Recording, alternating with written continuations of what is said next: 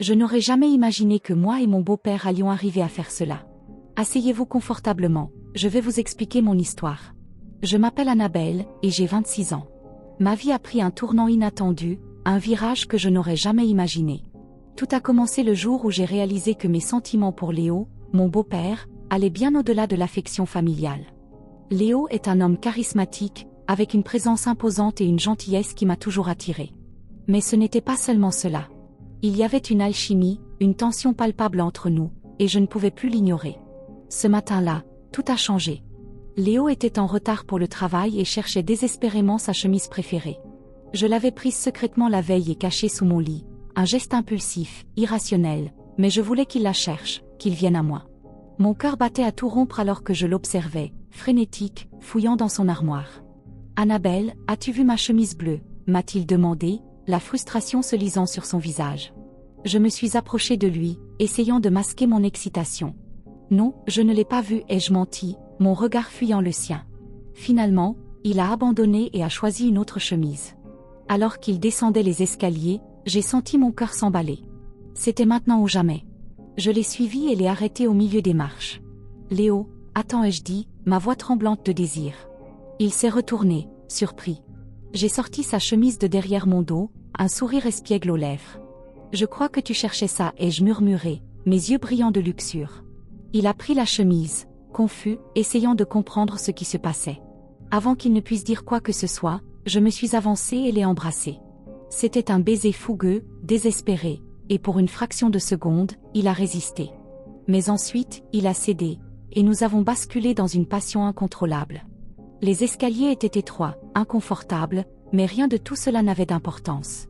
Nos corps s'entremêlaient, nos respirations se mêlaient, et nous avons couché avec une intensité que je n'avais jamais connue. Chaque mouvement était un mélange de désir et de culpabilité, mais à ce moment-là, rien d'autre n'existait. Après cet instant brûlant, nous sommes restés allongés, haletants, essayant de reprendre nos esprits. Léo était le premier à parler, sa voix rauque. « Annabelle, qu'est-ce que nous venons de faire ?» Je l'ai regardé, les yeux remplis de larmes et de confusion. « Je ne sais pas, Léo. Mais je sais que je ne peux plus ignorer ce que je ressens pour toi. » Il a passé une main dans ses cheveux, visiblement troublé. « Nous devons être prudents. Bella, ta mère, elle ne doit jamais savoir. » J'ai hoché la tête, sachant que nous étions entrés dans un territoire dangereux. Mais une partie de moi se réjouissait de cette nouvelle réalité, de cette relation secrète qui me faisait vibrer comme jamais auparavant. Les jours suivants, nous avons continué à nous voir en cachette. Chaque moment volé, chaque baiser clandestin était un mélange d'excitation et de peur. Nous couchions dès que l'occasion se présentait, incapables de résister à l'attraction magnétique entre nous. Mais cette relation secrète devenait de plus en plus difficile à gérer. Ma mère, Bella, était une femme perspicace, et je savais qu'elle finirait par remarquer quelque chose. Je ne pouvais pas vivre dans l'ombre éternellement. Un soir, après une rencontre particulièrement intense avec Léo, je lui ai fait une demande audacieuse. « Léo, je ne peux plus continuer comme ça. Je veux que tu divorces de ma mère. Je veux être avec toi, ouvertement, sans avoir à cacher notre amour. » Il m'a regardé, ses yeux remplis de conflit. « Annabelle, c'est compliqué. Bella est ta mère, et je l'aime encore. Mais toi, tu es différente. Ce que je ressens pour toi, indescriptible. Alors prouve-le » ai-je insisté, mes yeux brûlants de détermination. « Divorce d'elle et sois avec moi. » Léo a soupiré, visiblement déchiré. « Je vais y réfléchir, Annabelle. Mais sache que ce ne sera pas facile. » Je savais que notre demande était audacieuse, peut-être même égoïste, mais je ne pouvais plus vivre dans le mensonge. Je voulais Léo, tout entier, et j'étais prête à tout pour l'obtenir. Avant que je continue mon récit, n'oublie pas de t'abonner, cela me ferait plaisir. Continuons. Les jours passaient, et l'idée de Léo divorçant de ma mère me hantait. Chaque fois que je le voyais, chaque fois que nous nous touchions, cette pensée revenait en boucle. Mais Léo semblait hésitant, tiraillé entre son amour pour ma mère et cette passion interdite qui nous consumait. Un matin, alors que ma mère était partie faire des courses, Léo et moi avons profité de ce moment de solitude. Nous étions dans la cuisine, et l'air était chargé de tension. Je me suis approchée de lui, mes doigts effleurant son bras. « Léo, as-tu réfléchi à ce que je t'ai demandé ?» ai-je murmuré, mon cœur battant à tout rompre. Il a soupiré, ses yeux remplis de tristesse et de désir. « Annabelle, je pense à toi tout le temps. Mais divorcer de Bella, c'est une décision énorme. Elle ne mérite pas ça. » J'ai senti une vague de frustration monter en moi. Et moi alors? Qu'est-ce que je mérite? Vivre dans l'ombre, caché, comme une honteuse maîtresse. Il a pris mon visage entre ses mains, son regard intense. Non, tu mérites mieux que ça. Mais je dois trouver un moyen de faire les choses correctement. Avant que je ne puisse répondre, il m'a embrassé, et tout mon ressentiment s'est évaporé. Ses lèvres contre les miennes étaient une promesse, une déclaration silencieuse de son affection. Nous avons fait sur la table de la cuisine, chaque mouvement empreint de passion. Après notre étreinte, nous sommes restés allongés, le souffle court.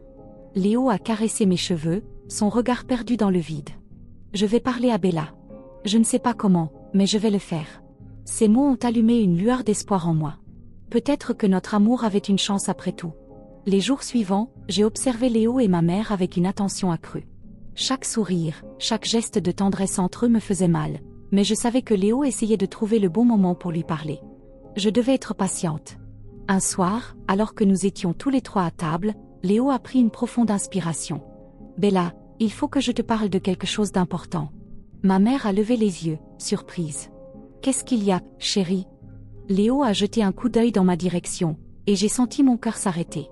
Je pense que nous devons discuter de notre relation. Il y a des choses que je ressens depuis un moment, et je crois qu'il est temps d'en parler. Bella a froncé les sourcils, visiblement inquiète. « Qu'est-ce que tu veux dire, Léo ?» Il a pris une autre respiration, cherchant ses mots. « Je crois que nous avons pris des chemins différents. Je t'aime, Bella, mais je ne suis pas sûre que notre mariage soit encore ce qu'il devrait être. » Ma mère a pâli, ses yeux se remplissant de larmes. « Léo, tu veux dire que tu veux divorcer ?» Léo a serré les poings, visiblement déchiré. « Je ne sais pas encore. Je pense que nous devons en parler, sérieusement. » C'était un moment déchirant, et je me sentais coupable d'être la cause de cette douleur. Mais je savais que c'était nécessaire. Léo et moi ne pouvions pas continuer à vivre dans le mensonge. Après cette conversation, l'atmosphère à la maison est devenue lourde. Bella était distante, souvent perdue dans ses pensées. Léo faisait de son mieux pour être présent, mais je voyais bien qu'il était aussi tourmenté que moi. Les jours suivants furent un véritable tourbillon d'émotions. Bella semblait de plus en plus distante, et les tensions entre elle et Léo étaient palpables. De mon côté, je tentais de maintenir une façade de normalité, mais chaque regard que je croisais avec Léo me rappelait la complexité de notre situation. Un soir, alors que je me trouvais seule dans ma chambre, j'entendis des voix s'élever du salon. Curieuse et inquiète, je m'approchai discrètement de la porte pour écouter. « Je ne comprends pas, Léo, » disait ma mère, sa voix tremblante. Nous étions heureux, tout allait bien. Pourquoi maintenant? Pourquoi tout gâcher? Léo répondit d'une voix calme et ferme. « Bella, je t'ai toujours respectée et aimée. Mais je ne peux plus ignorer ce que je ressens. Nous devons être honnêtes l'un envers l'autre. » Ma mère éclata en sanglots. « Est-ce qu'il y a quelqu'un d'autre? Est-ce que tu me quittes pour une autre femme? » Mon cœur battait à tout rompre. Je savais que c'était le moment de vérité, le moment où tout allait basculer. Léo prit une profonde inspiration. « Oui, Bella. Il y a quelqu'un d'autre. Mais ce n'est pas ce que tu crois. C'est compliqué. » Bella se redressa, son visage blême de choc et de colère. « Qui est-ce, Léo? Dis-moi la vérité. » Il hésita un instant, puis prononça les mots que je redoutais et espérais à la fois. « C'est Annabelle. » Un silence de plomb s'abattit sur la maison. Je sentis mes jambes flancher, et je dus m'appuyer contre le mur pour ne pas tomber. Bella semblait pétrifiée, incapable de comprendre ce qu'elle venait d'entendre. « Annabelle? Ma fille? Comment as-tu pu ?» cria-t-elle, la voix brisée par la douleur. Léo tenta de s'approcher d'elle. « Ne me touche pas. Je ne veux plus te voir, Léo. Sortez de ma maison, tous les deux. » Je savais que je devais intervenir. Je poussai la porte et entrai dans le salon, les yeux pleins de larmes. « Maman, je suis désolée. Je ne voulais pas te blesser. Mais Léo et moi, nous nous aimons. » Bella me regarda avec un mélange de dégoût et de tristesse. « Comment as-tu pu me faire ça, Annabelle? Je t'ai élevée, je t'ai aimée comme ma propre fille. Et toi, tu me trahis de la pire des façons. » Je m'avançai vers elle, les mains tremblantes. « Maman, je t'aime. Mais ce que Léo et moi ressentons est réel. Nous ne pouvons pas le nier. » Elle secoua la tête, les larmes coulant sur ses joues. « Sortez. Je ne veux plus vous voir. Vous avez détruit ma vie. » Léo tenta une dernière fois de la raisonner. « Bella, nous ne voulions pas te faire de mal. Mais nous devons être honnêtes avec nous-mêmes. » Mais elle ne voulait rien entendre. « Partez. Maintenant. » Léo et moi échangeâmes un regard chargé de tristesse et de culpabilité. Nous savions que notre décision avait brisé une famille, mais nous espérions qu'avec le temps, les blessures se refermeraient. Nous quittâmes la maison cette nuit-là, laissant derrière nous une mère dévastée et un avenir incertain. Nous avions choisi l'amour, mais à quel prix? Les jours qui suivirent notre départ furent parmi les plus difficiles de ma vie. Léo et moi avions trouvé refuge dans un petit appartement en périphérie de la ville, loin des regards et des jugements. Mais l'ombre de ce que nous avions laissé derrière nous pesait lourdement sur nos cœurs. Chaque jour, je pensais à ma mère. Je me demandais si elle allait bien, si elle parvenait à faire face à cette trahison. Léo, de son côté, faisait de son mieux pour me réconforter, mais je voyais bien qu'il était lui aussi rongé par la culpabilité. Un soir, alors que nous étions assis en silence dans notre salon, Léo prit ma main dans la sienne. « Annabelle, je sais que c'est difficile. Mais nous devons rester forts. Nous avons fait ce choix parce que nous croyons en notre amour. » Je hochai la tête, les yeux embués de larmes. « Je sais, Léo. Mais je ne peux m'empêcher de penser à maman. Elle doit être si seule, si perdue. » Il me serra contre lui, murmurant des mots de réconfort à mon oreille. « Donne-lui du temps, Annabelle. Peut-être qu'un jour, elle comprendra. » Les semaines passèrent, et peu à peu, nous tentâmes de construire une nouvelle vie ensemble. Léo trouva un emploi dans une petite entreprise locale, tandis que je poursuivais mes études à distance. Nous essayions de créer une routine, de trouver un semblant de normalité dans ce chaos. Un après-midi, alors que je rentrais des courses, je trouvai Léo assis sur le canapé, une lettre à la main. Son visage était grave. « Qu'est-ce qu'il y a ?» demandai-je, inquiète. Il me tendit la lettre. « C'est de ta mère. » Je pris la lettre avec des mains tremblantes et l'ouvris. Les mots de ma mère étaient empreints de douleur, mais aussi d'une certaine résignation. « Annabelle. Je ne sais pas par où commencer. Les derniers mois ont été un véritable cauchemar pour moi. J'ai perdu mon mari et ma fille en même temps, et je ne sais pas comment continuer sans vous. Mais malgré la douleur, je dois admettre que j'ai réfléchi à tout ce qui s'est passé. J'ai compris que l'amour ne se commande pas, qu'il ne se choisit pas. Vous avez suivi votre cœur, même si cela m'a brisé le mien. Je ne peux pas encore vous pardonner, ni toi, ni Léo. Mais je veux que tu saches que je ne te déteste pas. Je suis simplement perdue. Peut-être qu'un jour, nous pourrons nous retrouver et parler de tout cela. Peut-être qu'un jour, je pourrai comprendre et accepter. En attendant, prends soin de toi. Et dis à Léo que malgré tout, je lui souhaite du bonheur. Maman. » Les larmes coulèrent sur mes joues alors que je lisais ces mots. C'était un début, une lueur d'espoir dans cette obscurité. Léo me prit dans ses bras, et nous restâmes ainsi, en silence, savourant ce moment de répit. Les mots de ma mère résonnaient encore dans mon esprit alors que les jours passaient. La douleur était toujours présente, mais l'espoir de réconciliation semblait s'éloigner de plus en plus. Léo et moi avions décidé de prendre les choses un jour à la fois, essayant de construire une nouvelle vie tout en respectant le temps nécessaire à ma mère pour guérir. Un matin, alors que je préparais le petit déjeuner, Léo entra dans la cuisine avec un air distant. « Annabelle, j'ai réfléchi. Peut-être que nous devrions aller voir ta mère. Lui montrer que nous sommes sérieux et que nous voulons vraiment réparer les choses. » Je posai la spatule, surprise par sa suggestion. « Tu crois que c'est une bonne idée? Après tout ce qui s'est passé ?» Il hocha la tête avec détermination. « Oui, je le pense. Si nous attendons trop longtemps, les blessures risquent de s'infecter. Nous devons lui montrer que nous sommes prêts à faire des efforts pour regagner sa confiance. » Après une longue discussion, nous décidâmes de lui rendre visite le week-end suivant. Le trajet jusqu'à la maison de ma mère fut silencieux, chacun de nous plongeait dans ses pensées. Lorsque nous arrivâmes, je sentis mon cœur battre à tout rompre. Je frappai à la porte, et après quelques instants, ma mère ouvrit.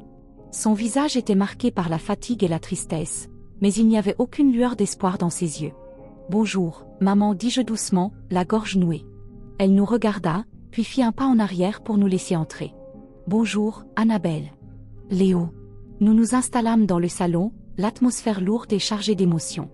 Après quelques instants de silence, ma mère prit la parole. « Pourquoi êtes-vous venu ?» demanda-t-elle, sa voix tremblante légèrement. Léo prit une grande inspiration. « Nous sommes venus parce que nous tenons à toi, Bella.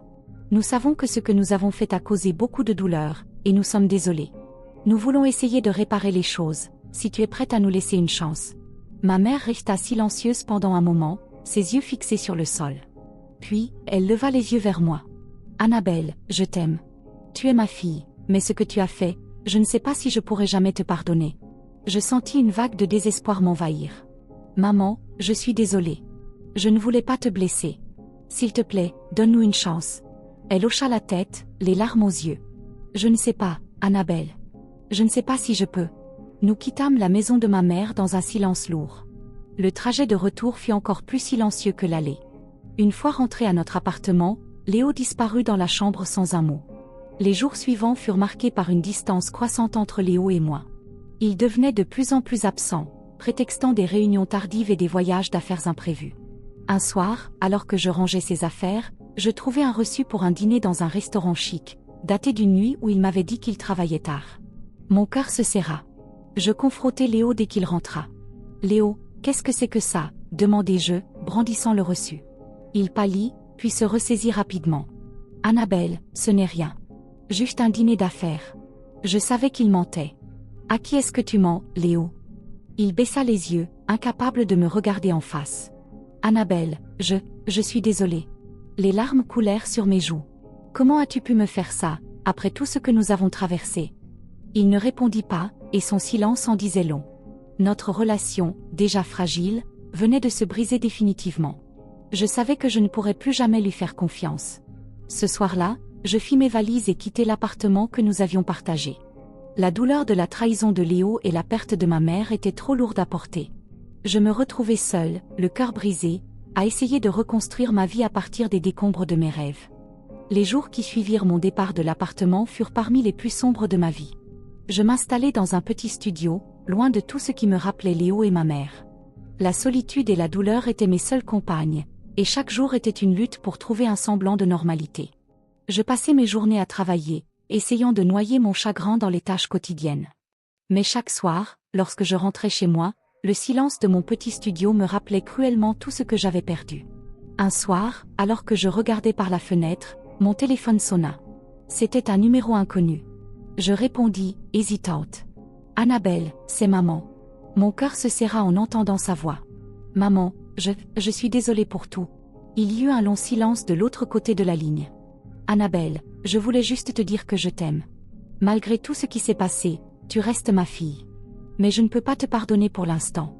J'ai besoin de temps. » Les larmes coulèrent sur mes joues. « Je comprends, maman. Prends tout le temps qu'il te faut.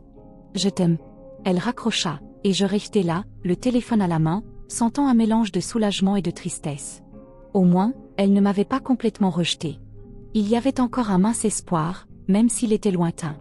Les semaines passèrent, et je commençai lentement à reconstruire ma vie. Je me fis de nouveaux amis, trouvai des hobbies pour occuper mon temps libre, et commençai à voir un thérapeute pour m'aider à surmonter ma douleur. Chaque jour était un pas vers la guérison, même si le chemin était long et difficile. Un jour, alors que je faisais des courses, je tombai sur une vieille connaissance. C'était Sophie, une amie d'enfance que je n'avais pas vue depuis des années. Nous prîmes un café ensemble et rattrapâmes le temps perdu.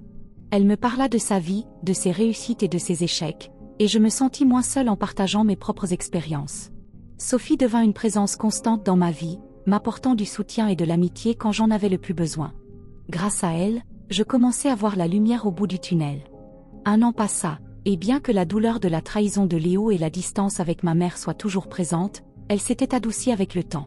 J'avais appris à vivre avec mes cicatrices, à les accepter comme faisant partie de moi. Un jour, je reçus une lettre. C'était de ma mère. Elle écrivait qu'elle avait réfléchi à tout ce qui s'était passé et qu'elle était prête à essayer de reconstruire notre relation, petit à petit. Elle ne promettait pas de pardon immédiat, mais elle était prête à faire un pas vers moi. Je pleurais en lisant ces mots, sentant un poids énorme se lever de mes épaules. Il y avait encore beaucoup de travail à faire, mais c'était un début. Quant à Léo, je n'entendis plus jamais parler de lui. Il était devenu un fantôme de mon passé, une leçon douloureuse mais nécessaire. J'avais appris à me reconstruire sans lui, à trouver ma propre force et à m'aimer moi-même. La vie continua, avec ses hauts et ses bas, mais je savais que j'étais plus forte maintenant. J'avais survécu à la trahison, à la douleur, et à la solitude. Et malgré tout, j'avais trouvé un chemin vers la guérison. N'oublie pas de t'abonner, de laisser un pouce et de commenter ma vidéo. J'aime beaucoup les commentaires.